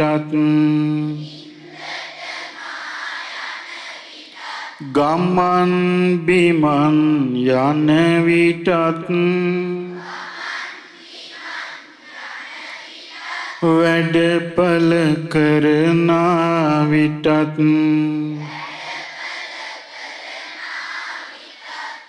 මගේ බුදු සමිඳුන් ගැනත්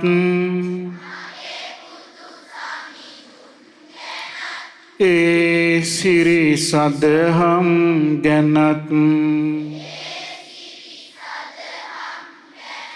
බුදු පිරිසේ ගුණ ගැනත් සිහිවෙයි මේ තෙරුවනත් සිල් ගුණ දම් වැඩි නිසා සමාධිමත් සිත නිසා හිරු සඳු විලසින් බබලන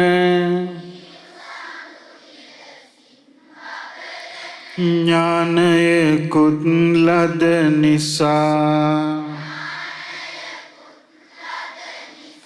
ඒ බුදු සමිඳුන් තමා තුන් ලොවටම හිතවතා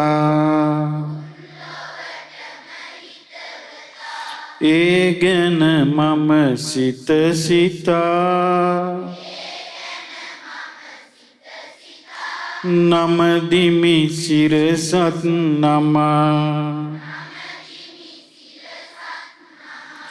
යහපත ඇති කර දෙන වරදින් මා වළකන ජීවිතයේ සැප සලසන මාවත පෙන්වා දෙන බුදු සමිඳුන් පවසන සම්මා සම්බුදු බණ හොඳින් ඉගෙනගෙන මම ජයගමි ලොව සැමතැන ලබා උතුම් තිසරණ නිවන් මගේ වඩිමින හැම දිනාට සිත සලසන පිරිසයි සංගරුවනද මමත් මාපියන් හැමත් පවුලේ සිටිනා අයත් යහළු යෙහෙලියන් හැමත් ඒ බුදු පිරිසට අයත් තෙරුවන් ආසිරි බලෙන්ද වීරියෙන්ද ඥානයෙන්ද මව්පිය ගුරුවරුන් කෙරෙහි ඇති උන කීකරු කමින්ද ඉවසීමෙන් යුතු වෙමි මම නම් පෙරටම යමි හැම බාධක පරදමි ජීවිතයම ජයගමි ඉරිසියාව නොකරමි අවවාදය පිළිගමි එකට එක කරමින් සිටිනා නපුරු ගතිය දුරලමි මා ගැන පමණක් නොවේ සියලු දෙනා ගැන ලොවේ පිහිට ලබා දීම මිසක් නපුරු සිතක් ඇති නොවේ සංගරුවනද සැරදේවා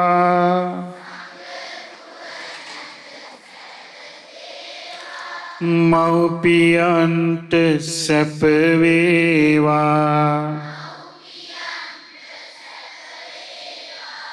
පවුලේ සෑම දෙනාටම හැම විට යහපත වේවා යහපත් දේ දැනගෙන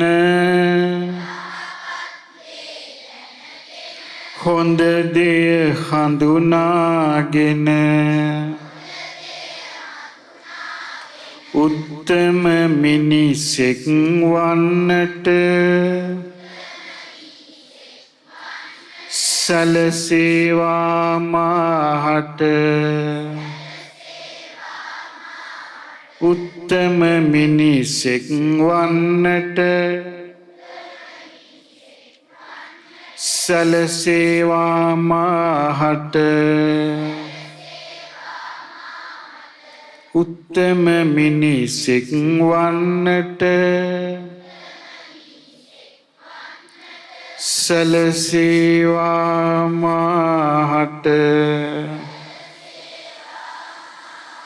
සාදු සාදු පින්වතුනි අපි දැන් පුණ්‍යානුමෝදනා කරමු අපේ වත්මන් විදුහල්පති එච්.එම්. අබේකොන් මැතිතුමාට ලොකු කැමැත්තක් තිබුණා මාව මේ පාසල් භූමියට වඩමවා මේ දරුවන්ට බණ ටිකක් කියන්න ඕනේ කියලා.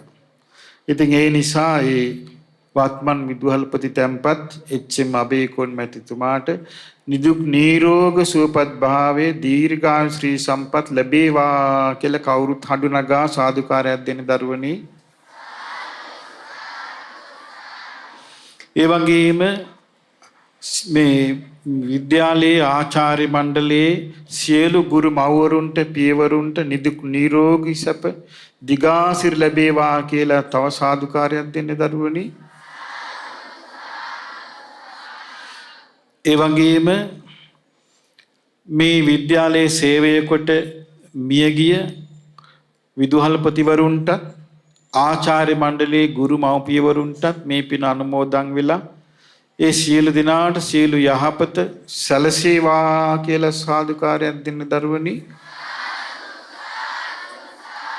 ඒ වගේම මේ දරුවන්ට ආහාර පාන ආදියෙන් සංග්‍රහ කරමින් උපකාර කරමින් කටයුතු කරන ආරක්ෂාව සැලසෙමින් මේ දරුවන්ගේ අනාගතය ගැන සිහින මවමින් ඉන්න ආදරණීය මව්වරුන්ට පියවරුන්ට මේ පින අයිති වෙලා ඒ සියලු දෙනාට නිදුක් නිරෝගී සැප දීර්ඝායු සම්පත් සැලසේවා කියලා සාදු කියන්න දරුවනි. ඒ වගේම මේ විද්‍යාලයේ අධ්‍යාපනය ලැබලා ලංකාවේ නොයෙක් දිසා භාගයේ වාසය කරමින් මනුෂ්‍ය වර්ගයාට සේවයේ සැලසෙන සියලු ආදි ශිෂ්‍යයන්ටත් මේ පින අනුමෝදන් වෙලා ඒ අයගේ ජීවිත සපවත් වෙත්වා කියලා සාදු කියන්න දරුවනි. විශේෂයෙන් මේ දරුවන්ට බොහොම ආදරයෙන් ලෙන්ගතුව කටයුතු කරන අනුරාධපුරේ ධම්මචේති අසපුවේ ප්‍රධාන අනුශාසක ස්වාමින් වහන්සේට අත්ජී ස්වාමීන් වහන්සේ වැඩලා ඉන්නවා. උන්වහන්සේටත් දහම් කටයුතු සුවසේ කරගෙන යන්න තෙරුවන් සරණ දිගාසිරි ලැබේවා කියලා කවුරු සාදු කියන දරුවනි. ඒ වගේම මේ සත්කාරයේ කිරීම පිණිස ඉතා ශ්‍රද්ධාවෙන් අනුග්‍රහ දැක්වේ ජ්‍යෙෂ්ඨ නීතිඥ ආදි ශිෂ්‍ය නලින් දිමුතු බණ්ඩාර මහත්මයා. ඒ මහත්මයා ඇතුළු උපකාර කළ සියලු දෙනාට එකසේ මේ පින අයිති වෙලා නිදුක් නිරෝගී සැප ලැබේවා දිගාසිරි ලැබේවා සියලු යහපත සැලසේවා කියලා සාදුකාරයක් දෙන්න දරුවනි. ඒ වගේම අප සියලු දෙනාටම මේ පින එකසේ අනුමෝදන් වෙලා අප සියලු දෙනාගේම ජීවිත වාසනාවන්ත වේවා සැපවත් වේවා අප සියලු දෙනාටම උතුම් චතුරාර්ය සත්‍ය ධර්මය අවබෝධ කරගන්නට වාසනාව ලැබේවා කියලා සාදු කියන්නේ. විශේෂයෙන් මම මේ දරුවන්ට ආශිර්වාද කරනවා දරුවනි හොඳින් අවවාද පිළි අරගෙන හොඳට ඉගෙනගෙන විශේෂයෙන් මත්ද්‍රව්‍ය වලට අහු වෙන්නේ නැතුව ඊළඟට මේ පොඩි කාලෙම තමන්ගේ ජීවිතවල ප්‍රේම සම්බන්ධ හදාගෙන ජීවිතේ කඩාකප්පල් කරගන්න නැතුව හොඳින් අධ්‍යාපනය කරගෙන හොඳ රැකී රක්ෂාවල් කරලා යහපත් පුරවැසියෝ වෙලා ධර්මයක් දියුණු කරගෙන වාසනාවන්ත මනුෂ්‍ය ජීවිතයක් සම්පූර්ණ කරගන්න මේ දරුවන් හැමෝටම වාසනාව ලැබේවා. ඔහම වැඳ ගන්න. අභිවාදන සීලිස්ස නිච්ඡං වද්ධාපචායිනෝ චත්තාරෝ ධම්මා වඩ්ඩಂತಿ ආයුවන්නෝ සුඛං බලං ආයුරාෝග්‍ය සම්පatti සග්ග සම්පatti මේවච අතෝ නිබ්බාන සම්පatti මිනාති සමිජ්ජතු. මේ දරුවෝ සියලු දෙනා නිදුක් වෙත්වා නිරෝගී වෙත්වා සුවපත් වෙත්වා මේ දරුවන්ට සියලු යහපත සැලසේවා. නමෝ බුද්ධාය නමෝ බුද්ධාය නමෝ බුද්ධාය නමෝ බුද්ධාය නමෝ බුද්ධාය නමෝ බුද්ධාය නමෝ බුද්ධාය නමෝ බුද්ධාය නමෝ බුද්ධාය නමෝ බුද්ධාය නමෝ බුද්ධාය නමෝ බුද්ධාය. මෙවැනි වටිනා ධර්ම දේශනා නැරඹීමට ශ්‍රද්ධා YouTube චැනලය සබස්ක්‍රයිබ් කර සීනුව ලකුණ ඔබන්න.